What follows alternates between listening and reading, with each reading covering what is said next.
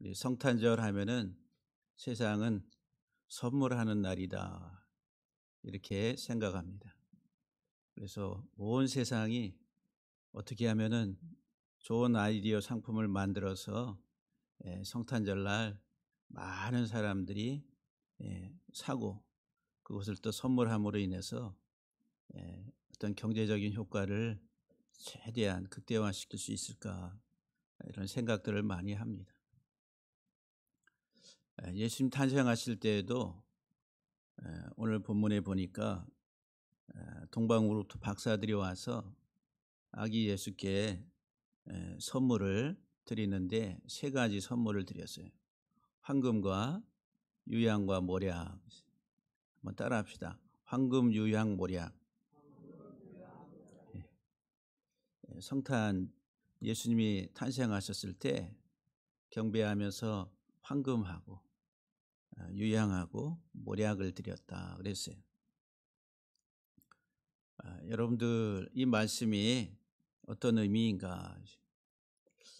마태복음 1장 21절에 보면은 마리아에게 이제 천사가 나타나서 아들을 낳을 것인데 그 아들의 이름을 예수라 하라. 근데 이 예수라고 하는 이름의 뜻이 구원자라, 구원자. 세상의 죄로부터 사람들을, 자기 백성들을 구원하실 자라. 예수. 그 예수는 구원자. 근데 이제 동방으로부터 박사들이 와서 아기 예수께, 구원자이신 아기 예수께 황금, 유향, 모략을 드렸다 그랬어요. 그래서 오늘 본문의 세 가지 말씀을 통해서 간단하게 좀 살펴보려고 합니다. 왜 황금을 드렸을까? 황금. 값비싼 물건이니까. 지금도 금 1kg, 금 1kg가 얼마, 현재 시세가 얼마 정도 하겠어요? 1kg. 한 돈. 1kg? 계산해 보니까, 제가 맞는지 틀리는지 확실하게 모르는데 하여튼 계산해 보니까 한 13억이 돼. 13억. 1kg가 한 13억. 엄청난 거죠. 아주 현물 가치로서 아주 어려운 시기에는 금으로 재산을 이렇게 비축해 두라고, 위기 때에 그렇게 하라고 많이 경제학자들이 이야기합니다. 근데 왜 예수님 탄생하실 때 이 금을 갖다가, 황금을 갖다가 드렸을까? 왜? 예수님 탄생하실 때 예수의 이름을 뭐라고 하라고요? 예? 예수님의 이름을, 아니, 그 아기 이름을 뭐라고 하라고? 예수라 하라고. 예수. 근데 예수의 뜻은 뭐라고요? 구원자라. 황금, 유향, 모략에게 상징하는 게 예수님이 누구신가? 예수님이 누구신가? 그래서 이제 지금 경배를 받으시는 아기 예수는 누구신가? 그 예수님을 드러내는 하나의 그 재료로서 황금, 유향, 모략을 드렸다라고 하는 거예요.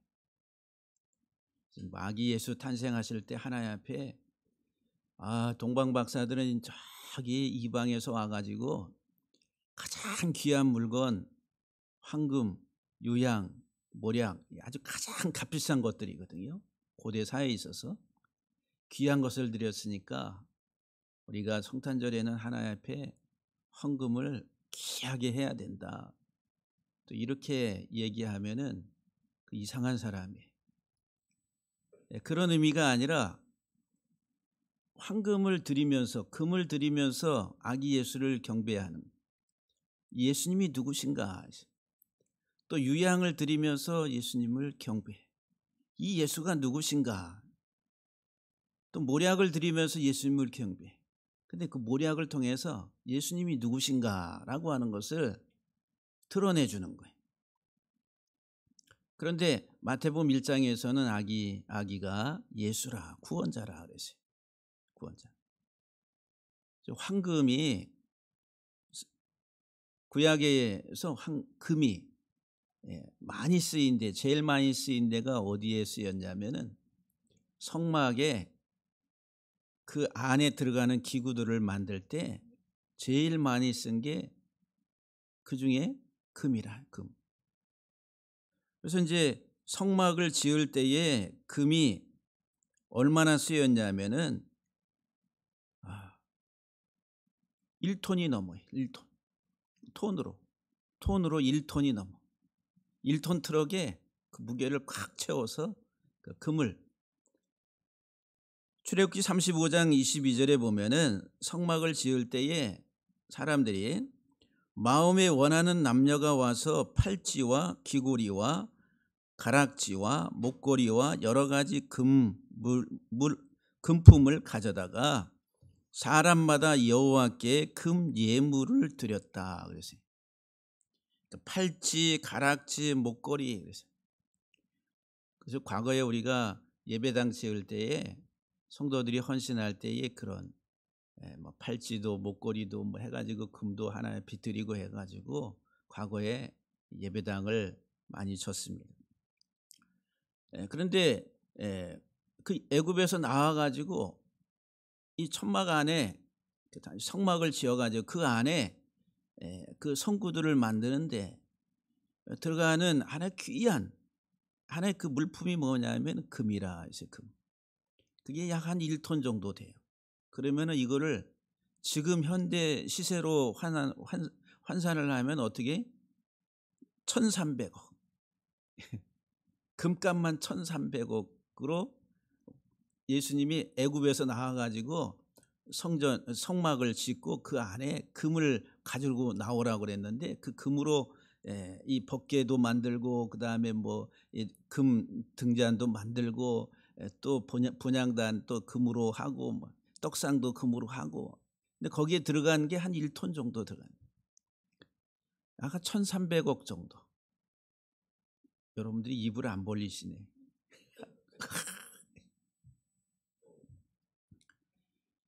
금이 그 성막에 금이 그렇게 사용됐다는 거예요. 근데 이 금이 성막의 주재료라고 하는 주재료. 성막은 무엇을 상징해요? 예수님을 상징해요. 단순히 어떤 예수님을 상징해요? 우리의 죄를 대신해서 죽임 당하시고 그 예수의 피를 통해서 우리가 하나님의 임재, 지성소 안으로 들어가는 하나의 그 자격을 그 피를 가지고 들어가는 사람만이 얻을 수 있다는 거예요. 근데 그 예수님의 피가 어린 양으로서 상징이 됐다는 거예요. 상징. 어린 양이신 예수의 피를 가지고 1년에 한 번 대제사장만이 하나님의 임재 앞에 지성소에 들어가게 됐다. 그런데 그 안에 그런 성구들을 뭐로 만들었냐면은 금으로 만든 금. 그래서 이제 금이라고 하는 히브리 단어가 자하브라고 하는 자하브. 거기 키워드가 뭐냐면은 제 그러면 어린 양이에요. 어린 양. 부 그러면 베이트 칩입니다. 칩. 금이라고 하는 히브리 단어의 개념 속에 어린 양의 칩이 어린 양의 칩. 그러니까 금은 무엇을 우리에게 드러내냐 하면은 성막의 본체이신 어린 양이신 예수 그리스도를 드러내 주는 거예요. 이 세상의 구원자로 오신 예수는 어떻게 우리를 구원하시느냐? 성막의 본체 예수님 자신이 성전이 되셔서 저와 여러분들의 희생의 어린 양이 돼서 우리를 위한 속죄의 제물로 자신을 주시기 위해서 오신 분이다라고 하는 것을 금을 드림을 통해서 예수님이 누구신가 그래서 그분을 경배하는 거예요. 오직 예수님만이 우리의 참 구원자이시다. 어린 양으로서 우리의 모든 죄를 담당하시는 우리의 희생의 제물이 되신 분이라. 요한복음 1장 29절에 예수님이 이제 세례 요한에게 세례를 받고 공생의 사역을 시작하시려고 할 때에 예수님께 세례 받으러 내려오는 세례 요한이 예수님을 바라보면서 뭐라고 이야기하냐면 보라, 세상 죄를 지고 가는 하나님의 어린 양이라. 세상 죄를 지고 가는 하나님의 어린 양. 그러니까 예수님이 이 세상에 오셔서 하신 본질적인 사역은 세상의 죄를 담당하시기 위해서 이 세상 죄를 짊어지고 가시는 분이라. 궁극적으로 십자가를 향해서 가시는 하나의 그 삶을 표현하고 있다라고 하는 거예요. 그래서 베드로전서 1장 18절 말씀에 우리가 우리의 헛된 행실에서 구속함을 받은 것은, 대속함을 받은 것은 은이나 금같이 없어질 것으로 된 것이 아니요 오직 보배로운 어린 양의 피로 됐다라고 말합니다. 금이나 은같이 없어질 것, 그거는 형식적 성전에 있는 기구들, 다시 말하면은 그 당시에 전통적 형식적 종교라고 하는 거예요. 금이나 은같이 없어질 것. 그건 표면적인 것을 말해.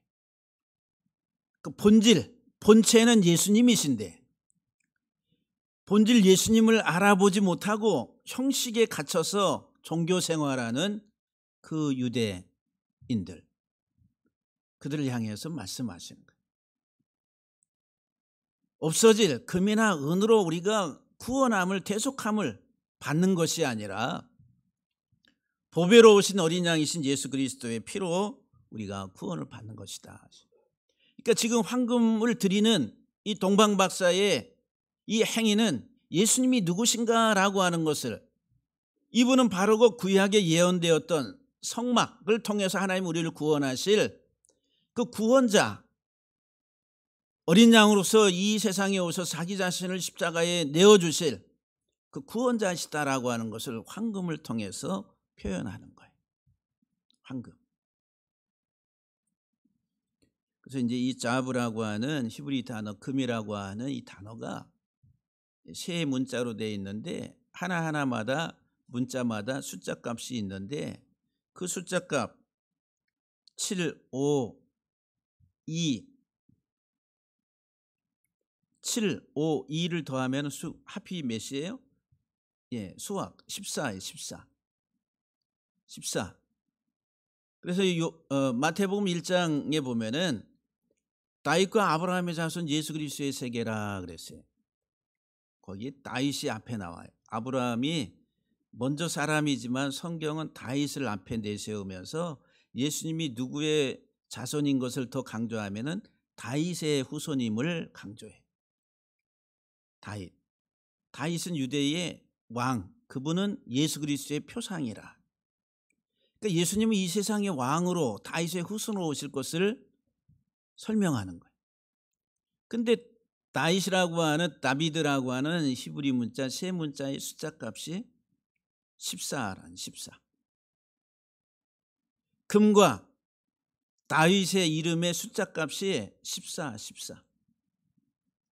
어린 양으로 이 세상에 오셔서 십자가에 죽임 당하셔서 우리를 죄로부터 구원하실 그분은 희생당할 어린 양이면서 온 세상의 왕이 되실 분이다. 영원하신 왕. 금을 드리는 거예요. 금. 드리면서 그 아기 예수께 경배를 하고 있다라고 하는 거예요. 금이 상징하는 게 뭐라고요? 어린 양의 집, 성막, 성전. 거기에서 일어나는 일들이 뭐예요?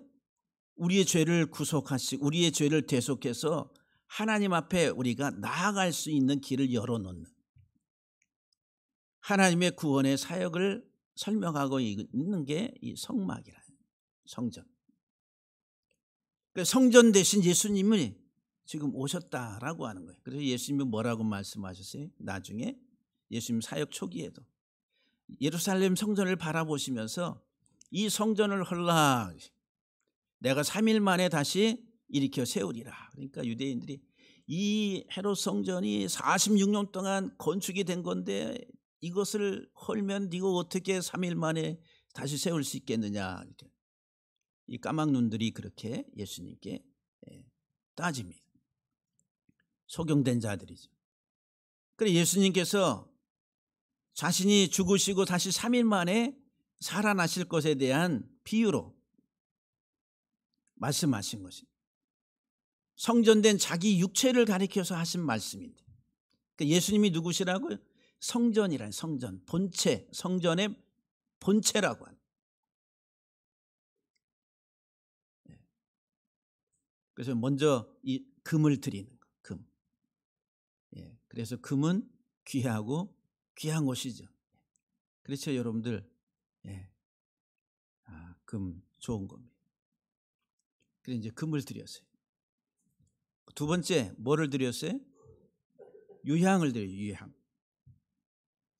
유향을 레보나라고 하는 거예요. 유향이라고 하는 아주 귀한 겁니다. 너무너무 귀한 거예요.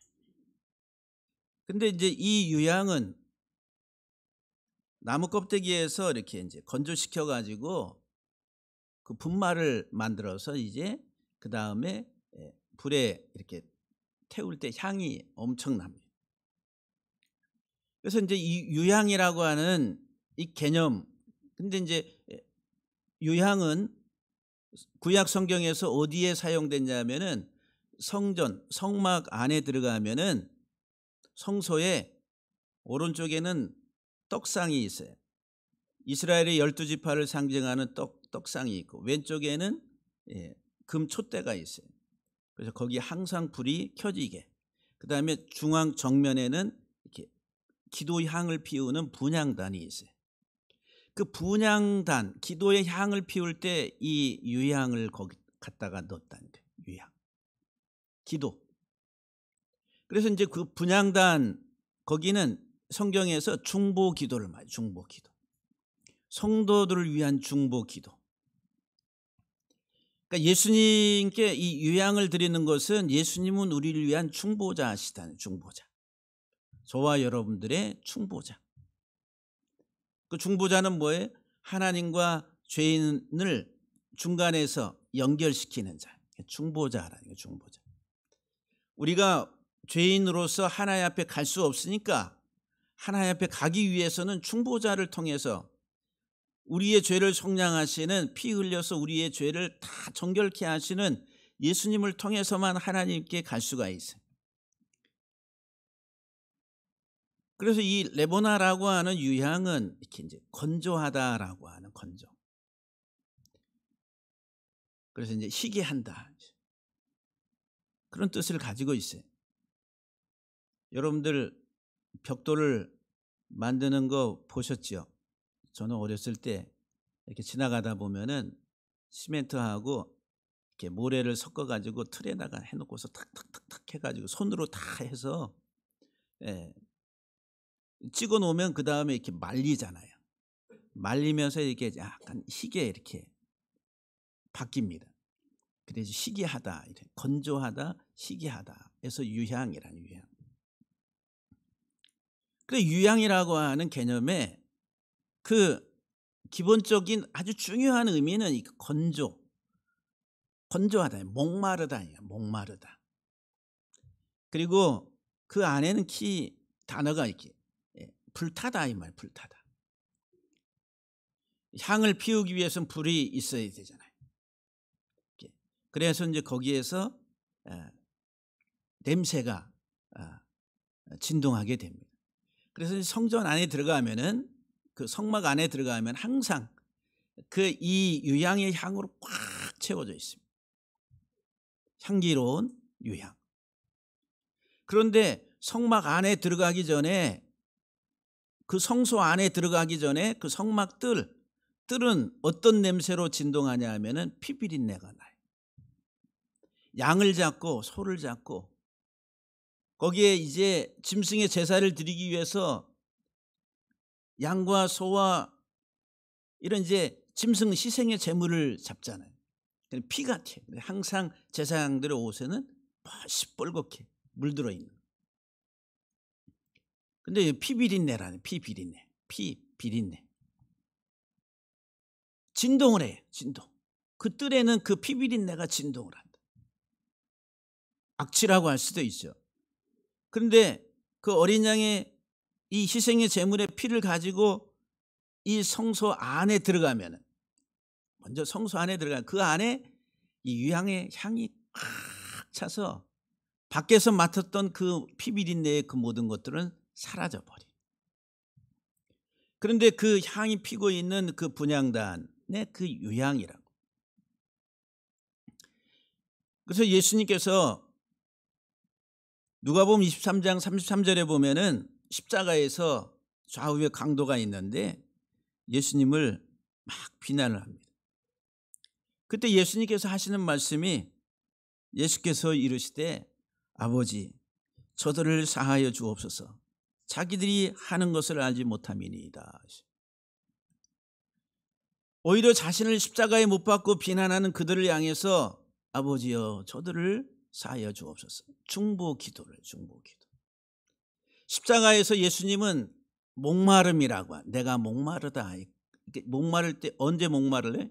이 진액이 다 빠져나갈 때, 수분이 다 빠져나갈 때에 목마름이 있다는 거예요. 건조하대, 건조. 그 예수 그리스도의 목마름, 물과 피를 다 쏟으시면서 고난 받으시는 예수 그리스도는 오히려 자신을 십자가에 못 박고 조롱하던 그들을 향해서 중보 기도하세요. 아버지여 저들을 사하여 주옵소서. 이 유향을 드리는 게, 동방박사 이들이 유향을 드리는 게 단순히 값비싼 예물을 드린다, 그게 아니라 예수님이 누구신가, 예수 그리스도가 이 세상에 탄생하셨는데 이 아기 예수가 누구신가, 앞으로 어떤 일을 하실 분인가라고 하는 것을, 그것을 드리면서 경배하는, 오직 예수님만이 우리의 참 중보자시다라고 하는. 그래서 이제 이 유향은 그런 하나의 그 개념으로 사용되고 있다라고 하는. 세 번째 뭐를 드렸어요? 마지막 세 번째는 모략을 드렸어요. 모략은 그 어원이 쓰다, 이 말, 히브리 말로 모르라, 모략, 모르. 이건 이제 아주 쓰라리다, 괴롭다는 거예요. 여러분 마음이 쓰라리다. 그리고 입이 쓰다. 이 단어에 하나의 중요한 키워드가 뭐가 있냐면은 흐르다, 다 쏟아낸다는 거예요. 물을 다 쏟아내는. 내 입맛이 쓰다라고 할 때에 언제 입맛이 써요? 침이 마르고 입이 마를 때 입맛이 엄청 쓰잖아요. 그렇죠? 이 모루 자체가 예수님의 십자가의 고난을 상징하는. 예수님께서 십자가에 못 박히셔서 물과 피를 다 쏟으시면서 하신 말씀이 십자가에서 내가 목마르다, 내가 목마르다, 쓰다고. 그래서 이제 이 성전, 이 구약의 이 성막에서 특별히 이 모략이 언제 사용되냐면은 성막 기구들을 구별할 때, 성별할 때 가서 이렇게 관유를 보여요. 그 관유가 모략이라는, 모략. 또 제사장들을 성별할 때에 기름을 부을 때 그 모략을 해. 그러면 성막과 제사장들이 상징하는 게 뭐예요? 예수 그리스도의 사역을 예표하는 것들이다라고 하는 거예요. 고난받으신 예수 그리스도의 사역을 예표하는.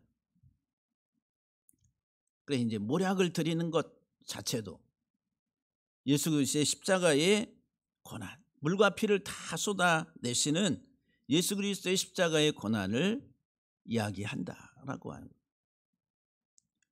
니고데모가 예수님이 죽으셨을 때에 뭐를 가지고 오냐면은 예수님을 무덤에 이제 옮겨 놓는데 요한복음 19장 39절에 보면은 일찍이 예수께 밤에 찾아왔던 니고데모도 몰약과 침략을 섞은 것을 100리트라쯤 가지고 온지라 그랬어요.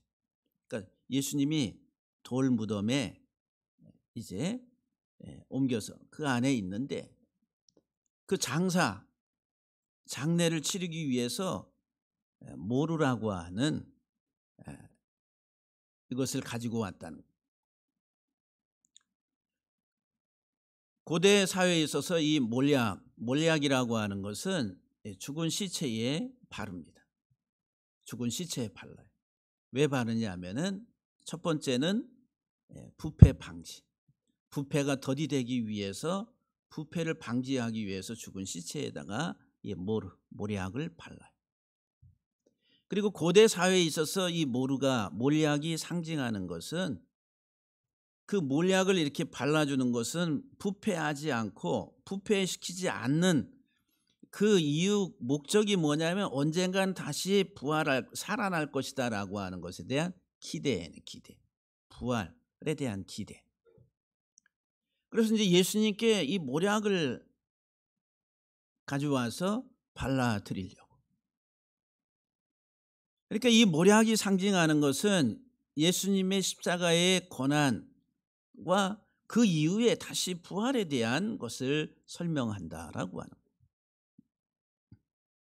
이 동방박사가 아기 예수께 드린 이 몰약은 예수 그리스도의 죽으심과 부활의 상징으로 드려지는 거예요. 이 부분은 우리를 위해서 장차 고난을 받고 죽임을 당하시고 그리고 다시 우리의 생명을 위해서 살아나실 분이다라고 한. 그리고 로마서 4장 25절에 보면은 예수는 우리가 범죄한 것 때문에 내줌이 되고 십자가에 내줌이 되고 또한 우리를 의롭다 하시기 위하여 살아나셨느니라. 살아나셨다. 죽으시고 살아나셨다. 그래서 이 몰약이라고 하는 것은 예수 그리스도의 십자가의 죽으심과 다시 부활에 대한 상징으로서 드렸다라고 하는. 여러분들은 이 성탄에 예수 그리스도를 다시 우리들이 기억하는, 예수님이 이 세상에 왜 오셨는지, 동방박사들이 황금과 유향과 몰약을 드렸는데 그것이 무엇을 의미하는지, 그들은 어떻게 예수님을 경배하고 예배했는지, 오늘 사랑하는 성도 여러분들, 예수님은 성전의 본체로서 저와 여러분들의 모든 죄를 다 홀로 담당하시고 우리의 구원자가 되시기 위해서 이 땅에 오셔서 자신을 내어주시고 다시 살아나신 우리의 참 구원자 예수라고 하는 것을 기억하면서 이 동방박사들이 정말 예수님의 이것을 참으로 알고 이것을 드렸는지 그것은 하나님만이 아시겠죠.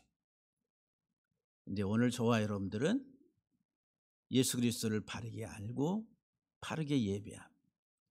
온 세상의 유일한 구원자 예수 한 분밖에 없다. 여기도 구원 저기도 구원 다 우리가 구원받을 수가 있어. 이거는 종교다원주의. 우리를 미혹하고 헛된 길로 유혹하려고 하는 거짓 가르침들이다라고 하는 거예요. 오직 예수 그리스도 한 분 외에는 세상에 구원자가 없다. 할렐루야. 그렇기 때문에 우리는 그 예수 그리스도를 알고 우리는 온 마음 온 힘을 다해 우리는 하나님 앞에 감사하고 하나님 앞에 나아가는 하나님의 참 자녀들이 다 된 줄로 믿습니다. 할렐루야.